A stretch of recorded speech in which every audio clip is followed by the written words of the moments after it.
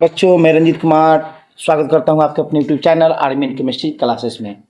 दोस्तों, आज हम लोग जनरल साइंस का कुछ बहुत ही इंपॉर्टेंट क्वेश्चन देखेंगे जो आपके आगामी किसी भी एग्जाम के लिए बहुत ही महत्वपूर्ण साबित होगा।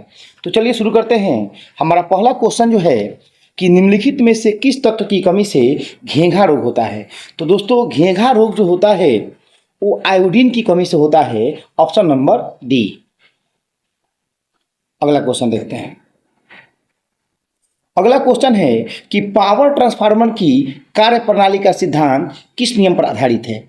तो दोस्तों, इसका जो आंसर होगा वो होगा फैराडे के नियम पर। और आप जानते होंगे कि ट्रांसफार्मर जो होता है वो चुंबकीय प्रेरण, विद्युत चुंबकीय प्रेरण सिद्धांत पर कार्य करता है। इसमें हुक का नियम जो दिया गया है, तो हुक का जो नियम है आपका वो स्प्रिंग और इलास्टिसिटी से संबंधित है। न्यूटन का जो नियम है वो गति और गुरुत्वाकर्षण से संबंधित है। और आइंस्टीन का जो नियम है वो ऊर्जा और पदार्थ से संबंधित है। तो इसका ऑप्शन जो होगा, जो इसका आंसर होगा वो होगा ए, फैराडे का नियम। चलिए अगला क्वेश्चन देखते हैं। हमारा अगला क्वेश्चन है दोस्तों कि रडार सिस्टम में उपयोग की जाने वाली तरंगे किस प्रकार की होती हैं। तो देखिए, रडार सिस्टम में जिस तरंगे जो उपयोग की जाती हैं वो होती हैं आपकी सूक्ष्म तरंगे। क्योंकि सूक्ष्म तरंगों की खूबी ये होती है कि इनका तरंग दैर्ध्य बहुत ही कम होता है और इनकी आवृत्ति उच्च होती है, जिसके कारण ये बहुत दूर तक सीधी रेखा में बिना विचलन के गति कर सकते हैं। तो इसका ऑप्शन आंसर जो होगा वो होगा आपका ए। चलिए अगला क्वेश्चन देखते हैं दोस्तों। हमारा अगला क्वेश्चन है कि एक उड़ते हुए चक्के के प्रति सेकेंड घूर्णन किससे मापी जाती है। तो मापी जाती है आपका स्ट्रोबोस्कोप से, क्योंकि बैरोमीटर से तो दाब नापते हैं हम लोग, हाइड्रोमीटर से वायु की आर्द्रता मापी जाती है। चलिए अगला क्वेश्चन। हमारा अगला क्वेश्चन है, निम्न में कौन सा प्लाज्मोडियम परजीवी का वाहक है। तो इसमें देखिए, प्लाज्मोडियम परजीवी का जो वाहक होगा वो होगा आपका मच्छर। क्लियर है दोस्तों, ऑप्शन नंबर ए। चलिए नेक्स्ट क्वेश्चन देखते हैं। लोहे पर जंग लगना किस प्रकार की अभिक्रिया का उदाहरण है। तो लोहे पर जंग लगना जो है वो रासायनिक अभिक्रिया का उदाहरण है। Option number B. अगला, पृथ्वी की घूर्णन की गति कितनी होती है। तो दोस्तों, पृथ्वी के घूर्णन की जो गति होती है वो होती है 28 किलोमीटर पर मिनट, जो कि भूमध्य रेखा पर होती है। और यह गति भूमध्य रेखा से ध्रुवों की ओर कम होती है। क्लियर है। इसका एग्जैक्ट मान जो होता है वो होता है आपका 27.7 किलोमीटर, लेकिन कैलकुलेशन के लिए हम लोग 28 किलोमीटर पर मिनट ले लेते हैं। अगर घंटा में इसकी बात करें तो घंटा में इसकी गति जो होती है 1669.8 किलोमीटर पर घंटा होती है। तो इसका ऑप्शन जो होगा वो होगा आपका ए। चलिए अगला क्वेश्चन देखते हैं दोस्तों। हमारा अगला क्वेश्चन है कि निम्न में से किस वैज्ञानिक ने विकासवाद के सिद्धांत का प्रतिपादन किया है। तो वो है डार्विन। ऑप्शन नंबर ए। नेक्स्ट क्वेश्चन देखते हैं। हमारा अगला क्वेश्चन है दोस्तों कि चींटी के डंक में कौन सा अम्ल पाया जाता है। तो दोस्तों, चींटी के अम्ल में मेथनोइक अम्ल पाया जाता है। मेथनोइक अम्ल का जो कॉमन नाम होता है वो होता है आपका फॉर्मिक अम्ल। Option number C. और सिट्रिक अम्ल जो होता है वो नींबू में पाया जाता है। एसिटिक अम्ल जो होता है वो सिरका में पाया जाता है। और लैक्टिक अम्ल जो होता है वो दूध या दही में पाया जाता है। अगला क्वेश्चन देखते हैं। अगला क्वेश्चन है कि जंग लगने पर लोहे के भार में क्या परिवर्तन होता है। तो देखिए, जंग लगने पर लोहा का जो भार होता है वो बढ़ जाता है। Option number B. अगला क्वेश्चन देखते हैं। अगला है, किस यंत्र के द्वारा सौर ऊर्जा को विद्युत ऊर्जा में रूपांतरित किया जा सकता है। तो वो है आपका photovoltaic cell. Option number A. अगला क्वेश्चन देखते हैं। अगला क्वेश्चन है कि पृथ्वी के केंद्र पर गुरुत्वाकर्षण के कारण त्वरण का मान क्या होता है। तो देखिए, पृथ्वी के केंद्र पर गुरुत्वाकर्षण त्वरण का जो मान होता है वो होता है आपका 0। ऑप्शन नंबर ए। चलिए अगला क्वेश्चन देखते हैं दोस्तों। हमारा अगला क्वेश्चन है, कम तापमान को मापने वाले यंत्र को क्या कहते हैं। तो देखिए, कम तापमान जो है वो क्रायोमीटर से मापा जाता है। Option number B. और पायरोमीटर से उच्च तापमान पाया जाता है, क्लियर है। और हाइग्रोमीटर से वायु की आर्द्रता मापी जाती है। चलिए आगे बढ़ते हैं। अगला क्वेश्चन है, मनुष्य के सुनने की क्षमता कितनी होती है? तो देखिए मनुष्य के सुनने की जो क्षमता होती है दोस्तों, वो होती है 20 हर्ट्ज से 20,000 हर्ट्ज तक। ऑप्शन नंबर ए, चलिए ऑप्शन नंबर बी होगा। चलिए अगला क्वेश्चन देखते हैं। हमारा अगला क्वेश्चन है, यदि निर्वात में लोहा, कागज और पत्थर के टुकड़े को एक साथ गिराया जाता है तो कौन पृथ्वी की सतह पर सबसे पहले गिरेगा? तो वो होगा आपका लोहा, कागज, पत्थर, इसमें से सभी हो जाएंगे। ऑप्शन नंबर डी, क्योंकि निर्वात में सभी साथ में गिरेंगे। अगला अगला क्वेश्चन है, निम्नलिखित में कौन कांच का सबसे महत्वपूर्ण घटक है? तो देखिए इसमें कांच का जो सबसे महत्वपूर्ण घटक जो होगा वो होगा आपका silica. Option number C. Next question अगला है कि पदार्थ का परमाणु सिद्धांत किस वैज्ञानिक ने दिया था? तो पदार्थ का परमाणु सिद्धांत जो है वो दिया था जॉन डाल्टन ने। डाल्टन का परमाणु सिद्धांत आप लोग पढ़े होंगे, 11th में पढ़ना है, 9th में पढ़ना है। चलिए आगे देखते हैं। वॉशिंग मशीन किस सिद्धांत पर कार्य करता है? तो देखिए वॉशिंग मशीन जो होता है दोस्तों वो अपकेंद्रीय बल पर काम करता है। ऑप्शन नंबर ए। नेक्स्ट क्वेश्चन देखते हैं। हमारा अगला क्वेश्चन है, आघूर्ण बल का एसआई इकाई क्या है? तो देखिए आघूर्ण बल को टॉर्क भी कहा जाता है और इसका एसआई इकाई जो होता है दोस्तों वो होता है newton metre. Option number B. और न्यूटन जो होता है वो बल का होता है, न्यूटन प्रति सेकंड जो होता है वो वेग का होता है, और ओम जो होता है वो प्रतिरोध का एसआई मात्रक होता है। चलिए आगे बढ़ते हैं। नेक्स्ट, अल्जाइमर रोग मानव शरीर के किस अंग को मुख्य रूप से प्रभावित करता है? तो देखिए अल्जाइमर रोग जो होता है वो मस्तिष्क को प्रभावित करता है, जिससे हमारी याददाश्त, सोचने की शक्ति और सीखने की शक्ति क्या होती है? प्रभावित होती है। ऑप्शन नंबर ए। चलिए नेक्स्ट क्वेश्चन। हमारा अगला क्वेश्चन है कि अस्थि मज्जा में रुधिर कणिकाओं को निर्माण को क्या कहा जाता है? तो देखिए इसको बोलते हैं हम लोग, ऑप्शन नंबर बी होगा हेमोटोपाइसिस, बी। ठीक है, अब हेमोपाइटिस क्या है समझिए इसको। तो ये एक ऐसी प्रक्रिया है जिसमें रक्त कोशिकाएं, जैसे लाल रक्त कोशिकाएं, श्वेत रक्त कोशिकाएं और प्लेटलेट्स अस्थि मज्जा में बनती हैं, और इसी के बनने की प्रक्रिया को हम लोग हेमेटोपाइसिस कहते हैं दोस्तों। और जो ल्यूकीमिया है वो रक्त कैंसर का एक प्रकार है। क्लियर है? चलिए आगे बढ़ते हैं। अगला क्वेश्चन है कि फ्लोरोसेंट लैंप में चौक का उपयोग मुख्य रूप से क्या किया जाता है? विद्युत धारा के प्रवाह को कम करने के लिए। ऑप्शन नंबर ए। चलिए नेक्स्ट क्वेश्चन।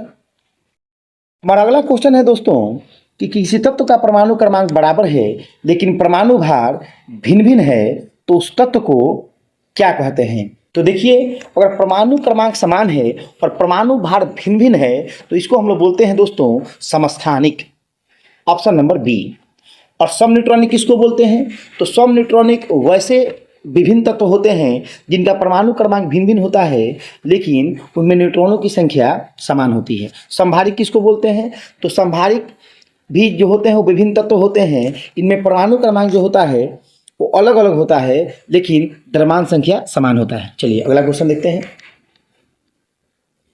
अगला क्वेश्चन है कि निम्न में किन किरणों का उत्सर्जन रेडियो एक्टिविटी के दौरान नहीं होता है? तो दोस्तों जो रेडियो सक्रिय पदार्थ होते हैं वो अल्फा, बीटा और गामा रे का उत्सर्जन करते हैं। अल्फा, बीटा और गामा रे का उत्सर्जन करते हैं, तो इसमें जो कैथोड किरण होगा उसका उत्सर्जन नहीं होता है। Option number D. चलिए नेक्स्ट देखते हैं दोस्तों। अगला क्वेश्चन है कि पीयूष ग्रंथि मानव शरीर के किस अंग में स्थित होती है? तो पीयूष ग्रंथि जो होती है वो मानव शरीर के मस्तिष्क में स्थित होती है, इसे मास्टर ग्रंथि भी कहा जाता है। चलिए नेक्स्ट क्वेश्चन। अगला क्वेश्चन है कि हमारे वायुमंडल में कार्बन डाइऑक्साइड की मात्रा लगभग कितनी है? तो देखिए हमारे वायुमंडल में कार्बन डाइऑक्साइड की जो मात्रा होती है वो होती है 0.03%। Option number B. चलिए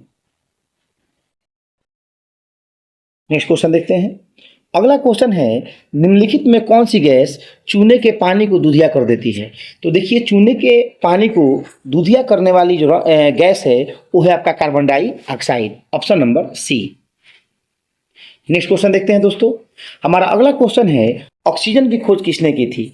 तो देखिए, ऑक्सीजन की खोज जो है वो प्रिस्टिल ने की थी। कहीं कहीं पे कार्ल सीले भी देता है, तो इसीलिए हम जाएंगे ऑप्शन डी के साथ, ए और बी दोनों, option number D. Next question देखते हैं। अगला क्वेश्चन है कि कितनी ऊंचाई पर ऑक्सीजन की मात्रा नगण्य होगी? तो देखिए, 120 किलोमीटर पर ऑक्सीजन की मात्रा जो होती है वो नगण्य हो जाती है, option number D. Next question देखते हैं। हमारा अगला क्वेश्चन है कि हमारे पृथ्वी का वायुमंडल कितने भागों में बांटा गया है? तो दोस्तों ये 5 हैं। कौन कौन है? क्षोभ मंडल है, समताप मंडल है, मध्य मंडल है, ताप मंडल जिसको आयन मंडल भी कहा जाता है, और 5वां है आपका बहिर्मंडल। तो इसका ऑप्शन जो होगा वो होगा सी, ऑप्शन नंबर सी। चलिए नेक्स्ट क्वेश्चन। निम्नलिखित में कौन वायुमंडल की सबसे गर्म परत है? तो सबसे गर्म परत जो होती है वायुमंडल की वो होती है थर्मोस्फीयर, ऑप्शन नंबर ए, जिसको आयन मंडल भी कहा जाता है या ताप मंडल भी कहा जाता है। अगला है, वायुमंडल में उपस्थित सबसे हल्की गैस कौन सी है? तो देखिए, वायुमंडल में जो सबसे हल्की गैस होती है वो होती है आपका हाइड्रोजन, ऑप्शन नंबर ए। अगर यही क्वेश्चन हमसे ऐसे पूछता कि सबसे हल्की अक्रिय गैस कौन है, तो हम मारते हीलियम। चलिए नेक्स्ट। अगला है, निम्नलिखित में कौन दुनिया की सबसे जहरीली गैस है? तो देखिए, दुनिया की सबसे जहरीली गैस जो होती है वो होता है जाइलाल ब्रोमाइड, ऑप्शन नंबर बी। इसकी बहुत कम मात्रा भी अगर इंसान के शरीर में इंजेक्ट कर दिया जाए तो इंसान की मृत्यु जो है वो 15 मिनट के अंदर हो सकती है। कितनी खतरनाक गैस है ये। चलिए अगला क्वेश्चन। हमारा अगला क्वेश्चन है कि पृथ्वी की पपड़ी पर, मैंने भूप्रपट्टी पर सबसे प्रचुर मात्रा में मौजूद दुर्लभ गैस कौन सी है? इन धरातल पर पूछ रहा है। तो सबसे दुर्लभ गैस जिसकी मात्रा सबसे ज़्यादा है वो है आपका आर्गन, ऑप्शन नंबर ए। चलिए नेक्स्ट क्वेश्चन देखते हैं। हमारा अगला क्वेश्चन है दोस्तों कि पृथ्वी की सतह पर सर्वाधिक मात्रा में कौन सा तत्व पाया जाता है? तो सर्वाधिक मात्रा में तत्व की बात किया है तो हम जाएंगे ऑप्शन नंबर बी, ऑक्सीजन के साथ, क्योंकि ऑक्सीजन की जो मात्रा पृथ्वी पर है, पृथ्वी का क्वेश्चन है कि हमारी पृथ्वी के में सबसे अधिक मात्रा में कौन सी धातु मौजूद है? तो देखिए, यहाँ धातु का क्वेश्चन पूछा हुआ है, सबसे अधिक मात्रा में धातु कौन है? तो वो होगा आपका ऑप्शन नंबर बी, एल्युमिनियम।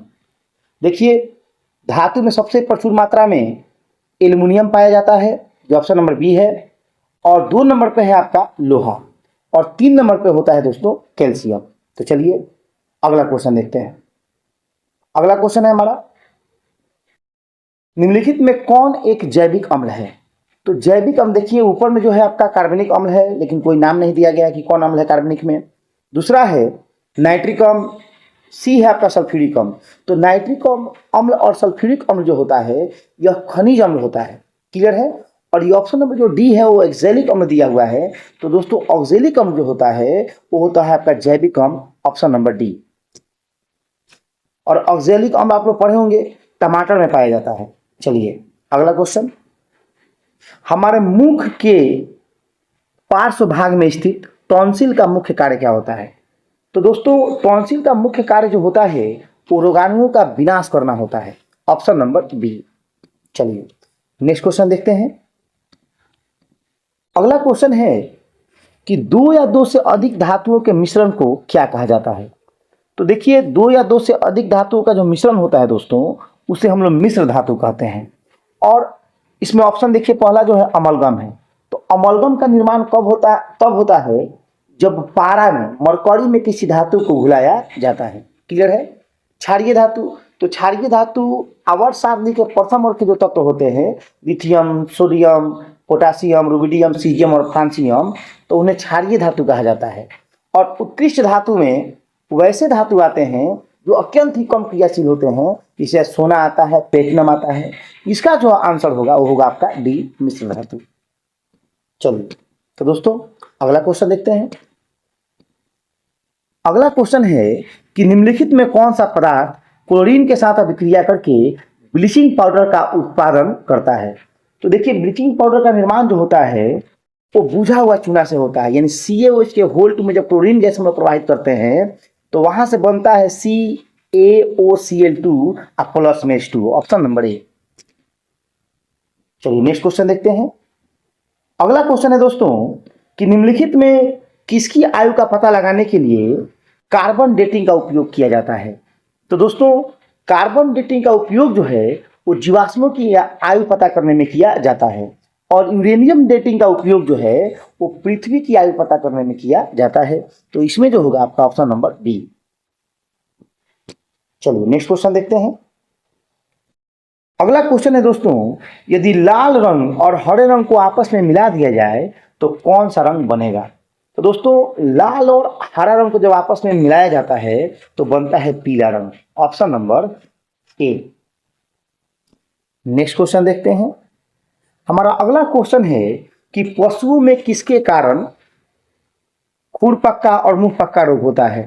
तो वो होता है आपका विषाणु के कारण, और उस विषाणु को हम लोग बोलते हैं एप्थोवायरस, ऑप्शन नंबर होगा सी। चलिए नेक्स्ट क्वेश्चन देखते हैं। हमारा अगला क्वेश्चन है कि ट्यूबलाइट में मुख्यतः कौन सी गैस भरी जाती है। तो दोस्तों ट्यूबलाइट में पारे का वाष्प और आर्गन गैस का उपयोग किया जाता है, ऑप्शन नंबर हो जाएगा आपका बी। नेक्स्ट क्वेश्चन देखते हैं। हमारा अगला क्वेश्चन है कि ठोस की शुद्धता का निर्धारण किसके द्वारा किया जाता है। तो देखिए ठोस के शुद्धता का निर्धारण जो है वो गलनांक बिंदु के द्वारा किया जाता है, option number C. Next question, अगला क्वेश्चन है दोस्तों, भौतिक संतुलन किस सिद्धांत पर कार्य करता है। तो भौतिक संतुलन जो है वो समानांतर बल के नियम पर आधारित होता है, ऑप्शन नंबर है डी। नेक्स्ट क्वेश्चन देखते हैं।